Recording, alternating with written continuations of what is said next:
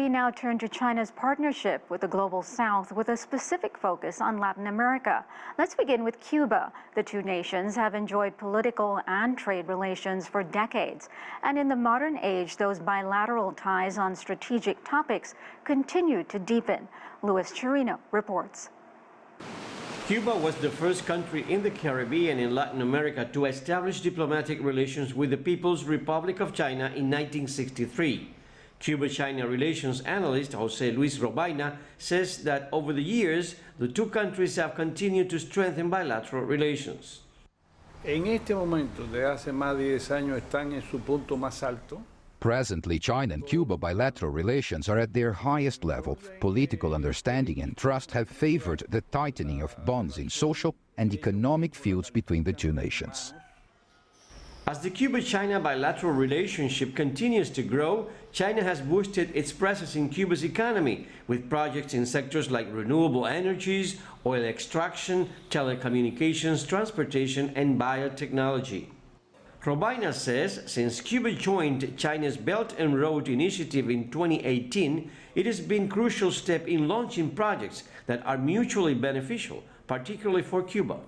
La relación con China en la franja. Cuba's participation in China's Belt and Road has, in my view, an infinite potential, because China is a strong economic power and Cuba needs real social development. China-Cuba bilateral relations are not only tied to economic and trade sectors, but also in important social areas like culture and education. Maria Teresa Montes de Oca is an emeritus professor at the University of Havana and lecturer on Chinese culture. She says China and Cuba share growing cultural relations. These past few years have witnessed a surge in relations between Chinese and Cuban universities, which allows them to further advance relations through cultural, educational, scientific, and technological exchanges. Montes de Oca says China and Cuba continue to offer university scholarships and language courses for Chinese and Cuban students in both nations. China is offering the best of it, like its technological capacities, through the Belt and Road Initiative. It is an exchange based on harmonious relations with the partner countries and for Cuba. I think this would be so positive in terms of economic development. Chinese and Cuban officials say their bilateral relationship is an example of mutual support and cooperation between two socialist countries and mutual assistance among developing nations. Luis Chirino, CGTN, Havana. And China is Brazil's main trading partner and also the largest recipient of Chinese investment in Latin America. And both countries have plans to develop this relationship beyond economic terms. Paulo Cabral met with the head of the Brazilian Foreign Ministry's Asia and Pacific Department. Here's part of their conversation. 50 years of relations between Brazil and China. What would you say should be the priorities for the relationship between these two countries in the near future? In those 50 years, China and Brazil have changed very much for the better, I think. And we were able to develop our relationship on the basis of mutual respect and also mutual interests. As you know, we have very good political ties with China. We are looking ahead this year to have a stronger partnership that will help Brazil and China work together on what we call neo-industrialization. So that is, I would say, one of the main axes of our discussions. And Ecuador has signed a free trade agreement with China, making it the fourth Latin American nation to do so. CGTN's Nicolas Suarez explores the implications of the deal for each side. With 76 votes in favor, 23 against, and 35 abstentions, Ecuador's National Assembly ratified a free trade agreement with China, signaling a new era in economic cooperation. We have the potential to create more than 50,000 jobs, with a growth of more than 32% in our exportable supply. China has become Ecuador's second largest trading partner. According to Ecuador's central bank, between January and November 2023, trade between the two countries amounted to more than $10 billion. Under the trade agreement, tariffs will eventually be eliminated on nearly all of Ecuador's exports to China. This is the fourth deal signed by the Asian giant in Latin America after Peru, Chile, and Costa Rica, reflecting China's commitment to fostering closer economic ties with the region. Daniel Egarda, a former minister, was involved in the free trade negotiations. The free trade agreement is a main milestone in the bilateral relation, especially in terms of trade and investment and what the future can accomplish with this important tool. According to Ecuador's National Chamber of Aquaculture, Ecuador sold more fish and seafood to China than any other country in 2022. In fact, for every 100 shrimp that China bought that year, 70 came from Ecuador. José Antonio Camposano is with the country's National Chamber of Aquaculture. Practically 99% of the national supply will experience a reduction in tariffs in a very short time. The trade agreement also builds spaces for the exchange of technical information. A large part of the investments that are permanently made in the country are intended to adapt our industry to serve the largest market in the world, which is China. Officials say the trade deal will lead to diversification of other exports to China, including agriculture. If the country manages to do good foreign trade, a very broad panorama opens up. Even the quinoa produced by Ecuador would fall short. The possibilities will increase as long as the government promotes the planting of quinoa at rational prices for the exporter and teaches all people how to export, not just the companies that currently do. As Ecuador enters this new economic chapter with China, strategic planning will be key to ensuring sustainable growth. Nicolás Suárez, CGTN, Quito, Ecuador. Mexico is another vital cross-Pacific partner in trade, business, and geopolitics. CGTN's Alistair Baverstock reports. As China holds its annual two sessions assemblies, a focus for Beijing may be its growing ties across the Pacific with Mexico.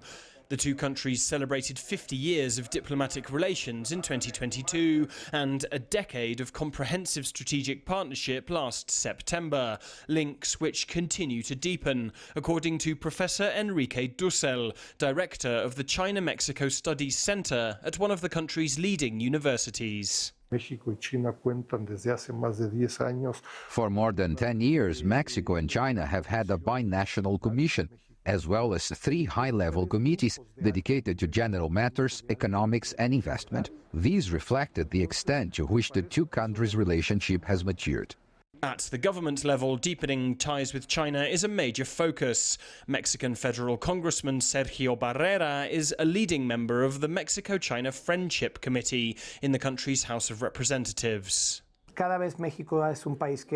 a globalized world, Mexico has understood the importance of ties with countries that represent opportunities for growth, and China is the best example.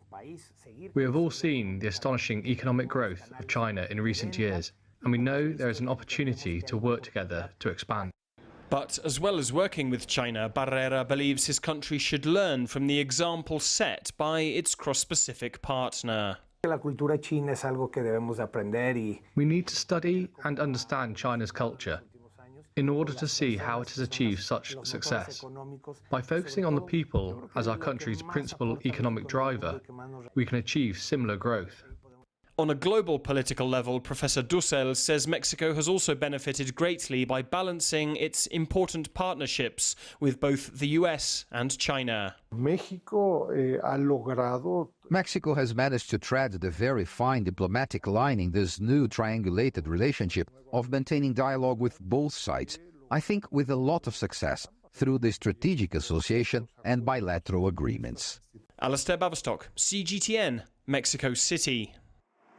And joining us now to delve further into China and Latin American ties is once again Otaviano Canuto, Senior Fellow at the Policy Center for the New South and a former World Bank Vice President. Thanks again so much for being here, sir. Let me ask you, China is forging a strong relationship, obviously, and expanding its footprint in LATAM. Does the report suggest that that trend continues this year? Definitely so. We should remark the evolution on both sides, not only the trade, of goods and service, but also in the profile of investments by China in the region. In the case of trade, today China is already the largest trading partner for Brazil, Argentina, for Chile, for Peru, for Uruguay, and the second in the case of some others, like Ecuador that was mentioned. To the point that today, when there is something positive or negative shock of growth in China, it has a substantial impact in the countries in the region. Just to give an idea, if the Chinese GDP grows 1 percentage point above, that has an impact in terms of 0.5 percentage points of GDP in Brazil, 2.1 in Argentina, 1.3 in Peru, and 0.7 in Chile. So it has a significant impact through trade. But also on the side of investments, the Belt and Road has evolved, as we know. That first phase in which the investments by China and the money were mostly associated to the production of mineral commodities, oil, Venezuela, Ecuador, or gas, and so on. After a time in which the flows came down since 2019, even before the pandemic, now we are watching a third phase of the Belt and Road, one in which the emphasis will be not necessarily in big projects, but in more beautiful, smaller projects. And a good example of this turn in terms of profile of investments comes from Brazil, where China has invested has participated in the process of energy transmission from the hydroelectricity from the Amazon to the rest of the country, or BYD. BYD has landed in Brazil, is rebuilding a fabric that was there, stopped after Ford left Brazil, and so Brazil will have a production of BYD. So we have, as you aptly characterized it, the process goes on, not only on the side of trade, but also on the investments.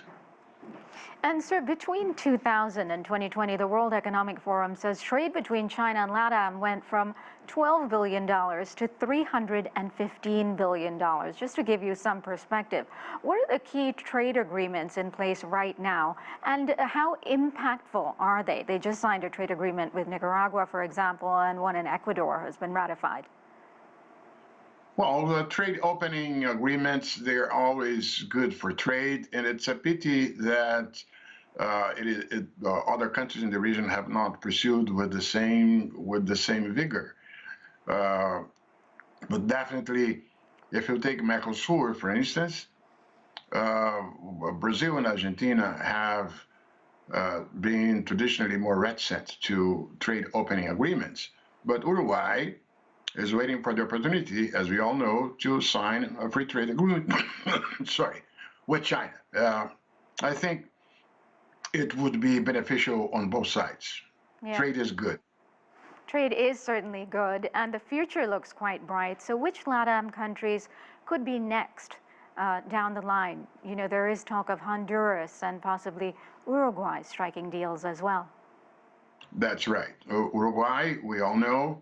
And Central America, it's also a possibility. You know, everyone was surprised a couple of years ago when Panama signed an agreement with China because Panama was considered so much directly aligned with the U.S. that it would not pursue this kind of integration. Nonetheless, an agreement was reached between China and Panama.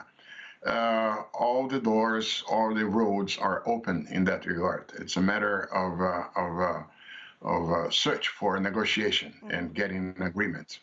Sir, only about 30 seconds left. Quick last question for you. How worried should the U.S. be in this growing investment and trade that's happening really in their backyard, so to speak? It is true, and so occasionally one sees manifestations of concern. But what mostly you will hear from Latin American government officials is the following: okay, so what's the alternative? if the Chinese finance and investments are available, and the region needs so much, it's hard to make any argument against if you don't come with an alternative. Absolutely. All right, we will have to leave it there. Great conversation. Otaviano Canuto, thank you so much for your time today.